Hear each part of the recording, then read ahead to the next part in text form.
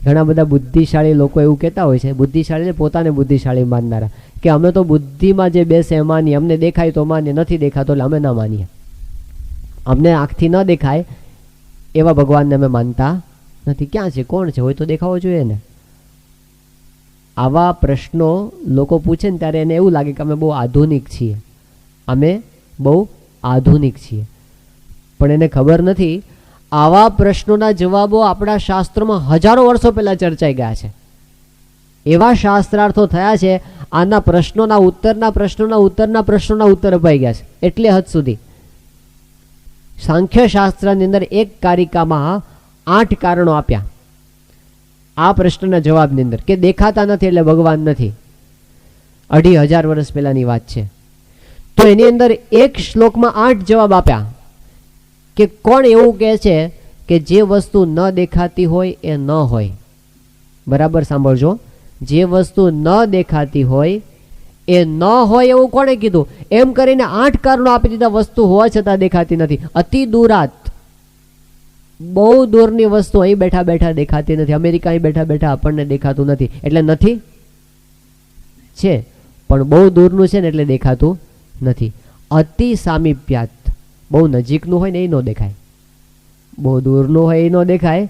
એમ બહુ નજીકનું હોય ને, આંખને અમુક રેન્જ જોઈએ જોવા માટે, પણ આંખનો પોતાનો જ જે ભાગ હોય અત્યંત નજીક હોય, નથી દેખી શકતો.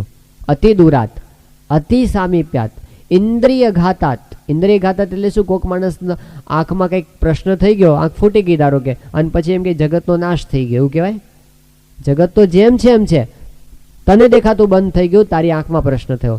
પછી કે છે મનો અનવસ્થાનાત. ઘણી વખત આંખ ખુલ્લી હોય તોય ન દેખાય. એવા લોકોને તમે જોયા છે ને, રાત્રે સૂતા હોય ને તો આંખો ખુલ્લી હોય, અમુક જણને એવી ટેવ હોય છે, આંખ ખુલ્લી હોય તોય ન દેખાય, મન ન હોય ને તો.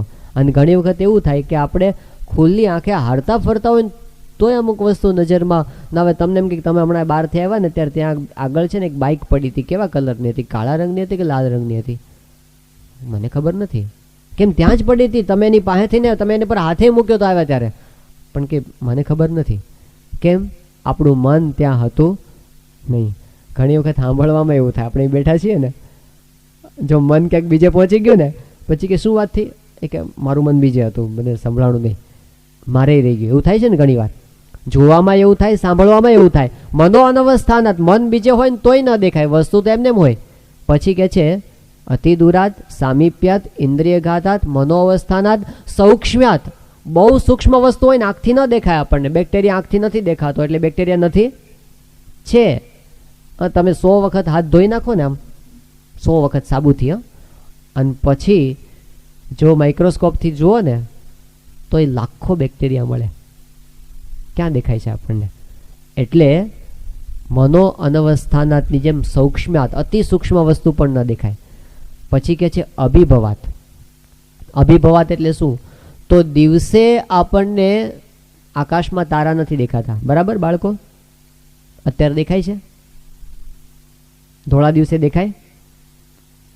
એ જુદા અર્થમાં આપણે વાપરીએ. ધોળા દિવસે તારા દેખાડે એવું આપણે કહીએ, એ જુદા અર્થમાં વાપરીએ છીએ આપણે. પણ દિવસે તારા દેખાય?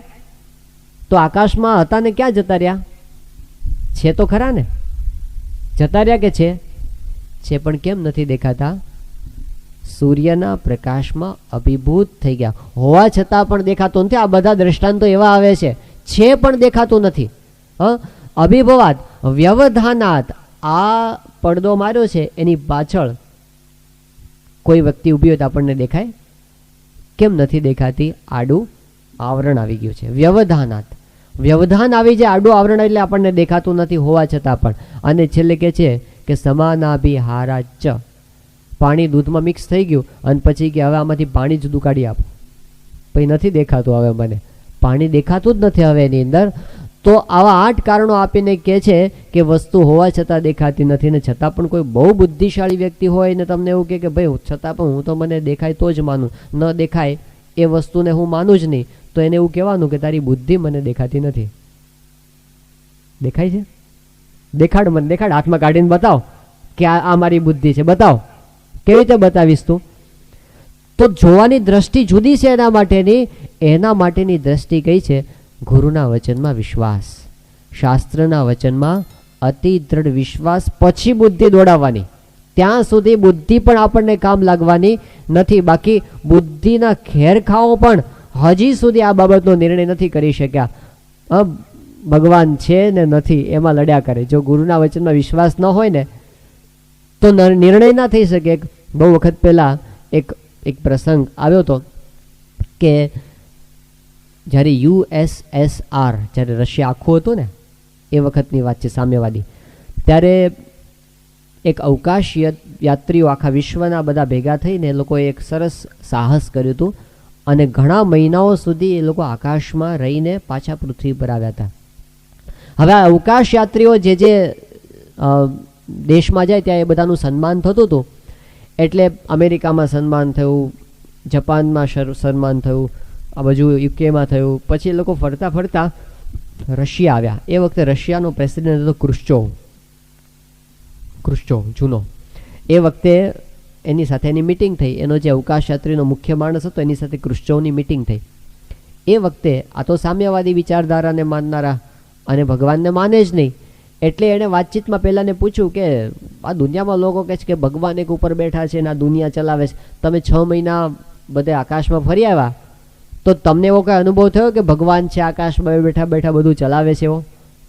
પહેલા અવકાશ યાત્રીએ કીધું કે હા, અમને તો સ્પષ્ટ અનુભવ થયો કે ઉપર ભગવાન બેઠા છે ને એ આ જગત ચલાવે છે, બાકી એવી આવું ચાલે જ નહીં. આ વાત સાંભળીને પહેલા થોડા ઊંડા ઉતરી ગયા જે પ્રેસિડેન્ટ હતા ને ક્રુશ્ચોવ. પછી એણે ધીમે રહીને કીધું કે મને પણ એવું લાગતું હતું તો ખરું કે જ્યારે આટલા બધા લોકો એમ કહે છે કે ભગવાન છે ભગવાન છે ભગવાન છે ઉપર બેઠા બેઠા બધું કરે છે, એટલે એવું લાગે છે હવે તે કીધું એટલે કદાચ એવું જ હશે કે હશે. પણ મારી એક વિનંતી છે તારા માટે. કે બોલો શું વિનંતી છે? કે આ વાત તું બીજા કોઈ ન કરતો, નહીં તો અમારું પડી ભાંગશે. પહેલાં કીધું કે આ સારું, કોઈને નહીં કહું.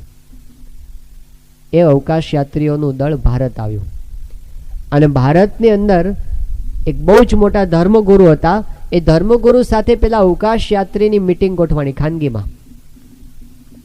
અને એમાં વાતમાં પેલા ધર્મગુરુએ પૂછ્યું, અમે કથા વાર્તામાં એમ કહીએ છીએ કે ઉપર એક ભગવાન બેઠા છે ને બેઠા બેઠા આખું જગત ચલાવે છે, તો તમે લોકો અવકાશમાં જઈ આવ્યા આટલા મહિના સુધી, તો તમને કઈ એવો અનુભવ થયો?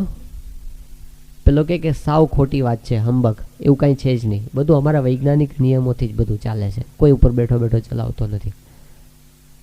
આ સાંભળીને પેલા મહાત્મા ઊંડા ઉતરી ગયા કે મને પણ એવું લાગતું હતું તો ખરું કે અમે આટલી બધી વાતો કરીએ છીએ પણ હશે કે નહીં હોય.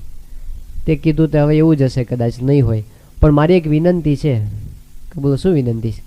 કે આ વાત તું બીજા કોઈ ન કરતો, નહીં તો અમારું પડી માંગશે. આ તો કોઈ એક વાર્તા બનાવી છે, પણ એનો જે સિદ્ધાંત છે ને કે બુદ્ધિશાળી વ્યક્તિ હોય, આસ્તિક પણ હોય અને નાસ્તિક પણ હોય. નાસ્તિકના મનમાં ઊંડે હોય કે કદાચ હોય, અને આસ્તિકના મનમાં ખૂણે ખૂણે એક નાસ્તિકતા પડી હોય, કદાચ ન હોય. કારણ કે જ્યાં સુધી બુદ્ધિનો આધાર લઈને ફરે છે ને ત્યાં સુધી બુદ્ધિ પોતે જ અસ્થિર છે. એ શું નિશ્ચય કરાવી શકે આપણને? એ કયા નિર્ણય પર લઈ જઈ શકે? કોઈ નિર્ણય પર ના આવે. આ ચર્ચાઓ હજારો યુગોથી ચાલતી આવે છે અને ચાલતી આવશે. દુનિયામાં એક પણ વ્યક્તિ બુદ્ધિથી આસ્તિક બની શકે એમ નથી, બુદ્ધિથી નાસ્તિક બની શકે એમ નથી. નાસ્તિક બનવા માટે પણ એને શ્રદ્ધા રાખવી પડે, નહીં તો નાસ્તિક ના બની શકે. હેલું નથી નાસ્તિક બનવું. એને હજારો તર્ક સામે આવીને ઉભા રહે.